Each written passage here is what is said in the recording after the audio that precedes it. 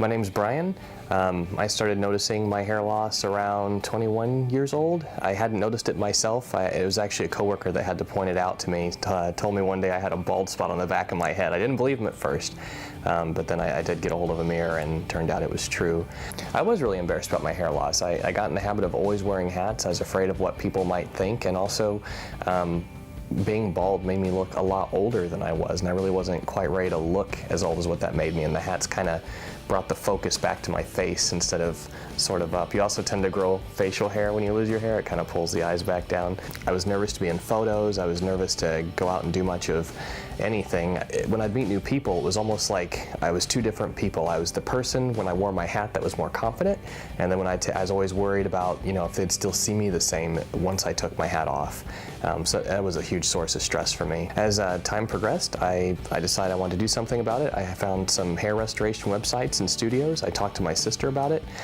She ended up making an appointment for me on my behalf that I didn't know about, and I showed up, and I've had hair ever since, and it's one of the best things I've ever done for myself. When I got my hair done, I was a little skeptical at first. I'd been without hair for almost 10 years by the time I finally got it.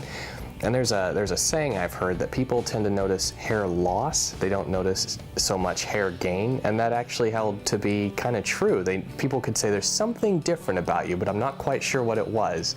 And then when I point out, well, I have hair, I'm not wearing a hat, then it was, oh my God, you do have hair and it looks wonderful. For me, because I was a little skeptical at first, it wasn't until I started getting so much like positive feedback from other people that the hair restoration became a reality for me. I really needed that.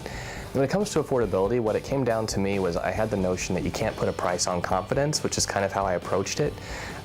It turns out that there are a lot of different cost-effective options. It wasn't nearly as expensive as I thought it would be, and it's something that you can certainly pace out as far as an investment goes, but it is an investment, and it's not just an investment in hair, it's an investment in yourself, something that'll pay out in dividends and returns if it's something you stick with, I think. So for me, once I got my hair restored, my concerns, the ones I had before, were alleviated.